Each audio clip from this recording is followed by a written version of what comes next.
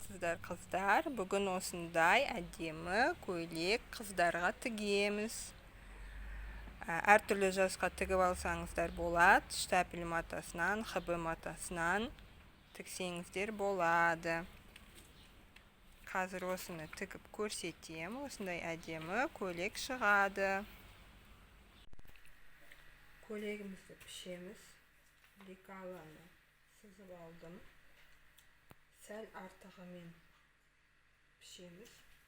Матаны осылай шетінен екіге бүктеп алдым. Алдыңғы бөлік сәл трапеция етіп аламыз етегіне қарай. Және мынау артқы бөлік. Желбезекке дейінгі ұзындық 55 сантиметр аламыз. Және желбезек 30 сантиметр. Осыны ручкамен бастырып сызып алып, 1 сантиметр тігіске қалдырып, қырқып аламыз. Алдында артында сәл шетіне қарай, төменгі жағына қарай кеңдеу етіп, бұлай трапеция етіп қырқып аламыз. Міне алдыңғы және артқы бөлігін қырқып алдым. Енді желбезегін қырқамыз. Желбезегі 30 сантиметр. Екіге бүктедім. Екіге бүктедім матаны. 30 сантиметр өлшеп, ұзын сызып қырқып аламыз. Егер сіздерге желбезегі көп керек болса, тағы да осындай қырқып аласыздар. Тағы екінші. Мен қазір бір тағы 30 сантиметрге қосам. Шлі көп емес және шлі аз емес желбезек шығады. Мысалға ені 1,5 болса, мынаны жинаған кезде міне бұлай сәл аз болып қалады да бір еннен. Егер бұдан да көп желбезек жиі болсын десеңіз, дәл осындай екінші бөлік қырқып аласыз, бір-біріне қосып тігесіз. Маған кішкене болса жетеді. 30 сантиметрдей осыны қоссам, шлі көп емес және шлі аз емес болып шығады. Осыны қосып қазір тігеміз. Енді жеңін қырқамыз. Жеңі мұны шеті ашық болғандықтан 5 сантиметр бүктейсіз. Жеңінің лекаласын, мынау головкасын 5 сантиметр бүктедік. Дәл осылай қырқып аламыз. Матаны шетіне алып,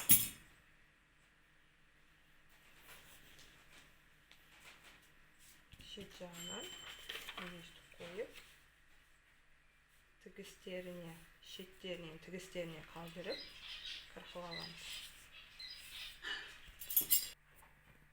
Міне осындай жең шықты. Мынау головкасын бүктеп, қырқып алғанда 1-1 сантиметр тігістеріне қалдырдым. Енді көйлегімізді тігеміз. Бірінші екі иығын тігіп кигізіп көреміз. Басынан өтсе, онда қырықпаймыз. Егер басынан өтпесе 1 сантиметр қырқамыз. Мынау екі иығын қосып тігеміз. Екі иығын тіктім, аберлоктайм. Енді екі жанын бір-біріне қосып тігіп, аберлоктап аламыз.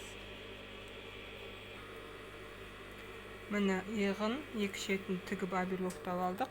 Енді мойнын бұл штапель мата болғаннан кейін аптачкасыз 0,5 етіп строчка жүргізуге болады. Осылай жіңішке етіп, міне осылай жіңішке етіп қайырсаңыздар болады. Строчка жүргізіп жерсеңіздер, мойны осылай обработка жасауға болады. Бұл штапель болғандықтан. Негізі аптачка тігу керек. Осыны қазір тігіп аламыз. Міне 0,5 бір қайырдың, 0,5 екі қайырдың. Осы жерін тігіп аламыз. Бұл мойны.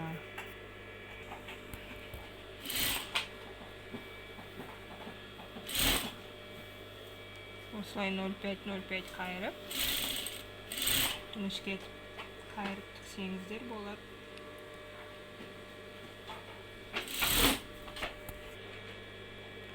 Міне осындай болып шықты. Үстінен басып үтіктесек, әдемі түзу болып шығады. Енді жеңін тігеміз. Жеңін тігудің алдында. Мынау иығы ашық жең ғой бұл. Мына жерін бірінші тігіп аламыз. Бұны да 0,5 қайырып түзу тігіспен екеуін тігіп аламыз жоғарғы жағын. Сосын мынау жеңді бір-бірімен қосамыз. Сосын барып көйлекке тігеміз. Бірінші мынау үстіндегісін 0,5 тігіп аламыз.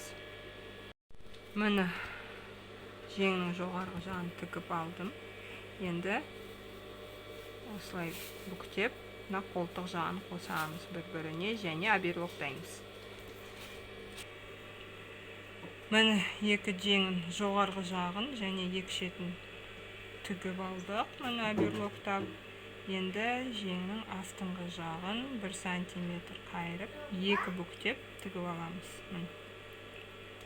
Бір бүктейміз, 0,5-0,7 бүктесеңіз болады, және екінші бүктейсіз 1 см. Осылай тігіп аламыз. Жеңіміз дайын. Енді көйлекке қосамыз. Мына қолтығына үш жағына бөліп, теріс қарап қалмасын. Қолтығына қойып, инемен қыстырып аламыз.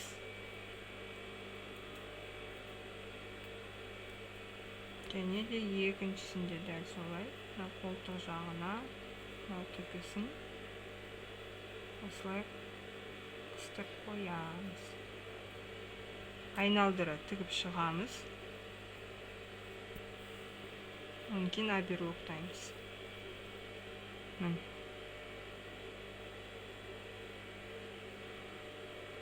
Ұшы мына жерге келді. Бұны да инемен қыстырамыз, және мына жағы да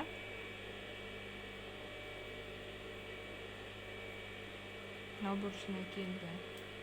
Бұны да инемен қыстырып, осылай айналдыра тігеміз.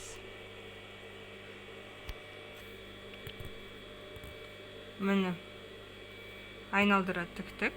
Енді айналдыра оберлоктаймыз да, сосын мынаны қайырып тігіп шығамыз. Оберлоктадым. Енді 1 см-дей қайырып тігеміз.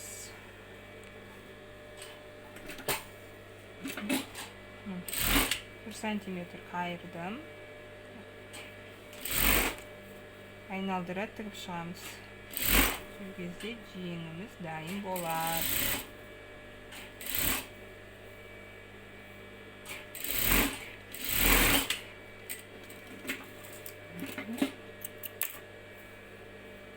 Міне, осылай тігіліп шықты. Келесі жағында дәл осылай тігеміз. Мынау енді етегі желбезегін тігеміз. Алдымен мынау бөлек қырқылған матамызды қосамыз, екі жағынан оберлоктаймыз. Екі шетінен тігіп, қосып оберлоктап аламыз. Міне тіктік екі жағын қосып. Енді жоғарғы жағына 1 см қалдырып, түзу строчка жүргіземіз. Оны бұлай жинаймыз боркаға. Міне тігіп желбезекке жинап алдым. Бұл желбезегіміз етегіне, көйлектің етегіне тура келу керек. Екі шетін инемен қыстырып, қосып тігеміз. Екі шетіне инені қыстырамыз. Тігіп шығамыз. Инемен қыстырып алдым, енді тігеміз. Желбірі үстінде болу керек. Ыңғайлы болады сол кезде. Тігісі сыртында қалып кетеді. Айналдыра тігіп шығамыз. Онdan оберлоктаймыз. Міне тігіп шықтық желбезегін. Енді оберлоктаймыз. Мына берлоктадым. Енді етегін екі қайырып тігеміз. 1-1 сантиметрден. Бірінші 0,5, одан кейін мына 0,5, 0,7 и 1 сантиметр қайырып, осылай етегін қайырып тігіп шығамыз.